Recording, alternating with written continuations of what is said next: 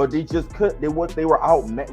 This is how we should perform against bad teams. See, back when we had Ben Simmons, we would beat these teams by 3 or overtime. Mm-hmm. Blowing them out is a good sign. That's how you know that this shit is legit. Like, this is a legit team that's really ready to do something, because the teams that are not on our caliber should not be on just the type of game on the court with us. Exactly. So I'm looking forward to seeing where this goes next, but I'm definitely bored. I know it's not going to be this peachy when it comes down to good teams, but I mean, they got to worry about us too. I mean, we looking like something. I don't know.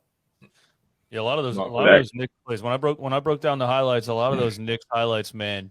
Julius Randle is the laziest, worst defender I've ever seen. That dude's terrible. And so many plays had to do with him not rotating and just throwing his arms up. I don't understand that dude. I wouldn't say they have talent on those teams, but there's no identity. There's no leader. Nobody knows. Yeah, that's what I mean. Like, there's talent on that team, but they're not good. But they're not the worst teams in the league.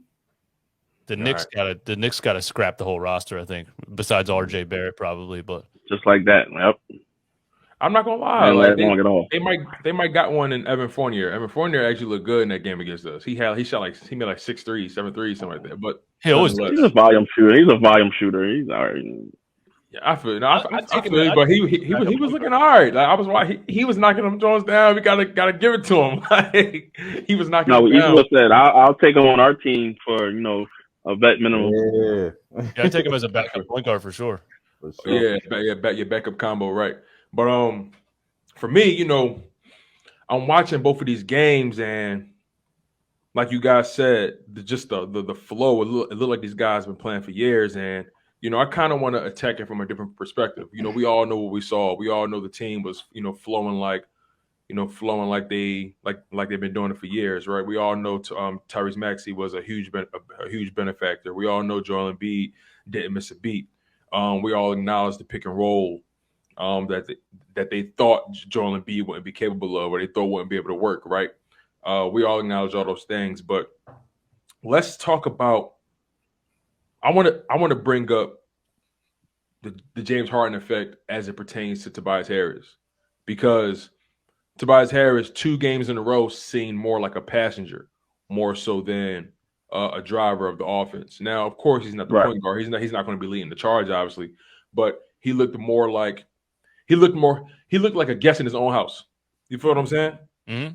So that's going to, in my humble opinion, that's going to get better, because Tobias Harris isn't the kind of player to force the issue. He is the kind of player that's going to feel out the situation before he make a decision. And Tobias Harris, like I told you guys before, he's at his best when he's decisive, when he doesn't second guess anything. But you insert James Harden into this lineup. Now you see him trying to figure out what his role is going to be. Now, okay, they're getting so much scoring from other places. What's my role on this team? Am I a facilitator? Am I a cutter? Am I a spot up shooter? What's my role, right? And I feel like Tobias Harris doesn't really get enough credit for all the things he does do well. Tobias Harris, he can shoot mid range off the baseline. You know what I'm saying? He got a nice midi. He is a really good spot up shooter. When aggressive, he can get to the rim. But the first game against the Timberwolves only had 6 points, went 2 for 9. Then the game against the Knicks, 3 for 9, only 12 points. He had a key 3-pointer towards the end, but I think at this point we officially have to consider Tobias Harris the 4th option on his offense, because a guy like Tyrese Maxey already did.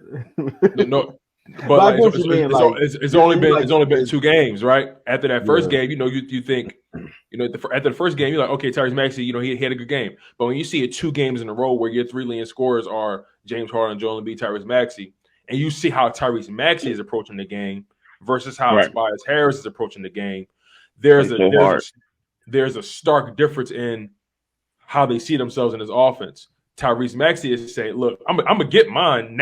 Now I ain't gotta worry about passing. All I gotta do is score. Oh, I'm going. Tyrese Maxey look like he running around like Sonic. You know what I'm saying? Like he knocking the Sonic rings out of opponents. You feel me? Like he going. And then Tobias Harris, he just seems like he's trying to fill out the game. But here's the thing that needs to be mentioned. He's getting the shots. He's getting the opportunities. Now, you're not going to see him getting maybe like 18 shots a game anymore. You're not going to see that. You're probably going to see him getting maybe between 8 and 12 shots a game. But that's okay to live there. But you have to take advantage of the opportunity when it comes. And that's where he's question, bro. That's where he's dropping the ball. Go ahead. Remember when we first got Jimmy Butler? Mm-hmm. And we went from having Ben, Tobias, and Embiid, even though it was a short sample size at that point. But then we got Jimmy Butler, and the same thing happened with Toby. He had to get acclimated. He took a little while to really get his groove because other people had the ball. I think it's similar to that. I think at some point he did kind of get his groove with that team, or he found his spot, and he found his spot. So it's going to be something like that. I think like 10 games from now, we're going to be seeing something a little different.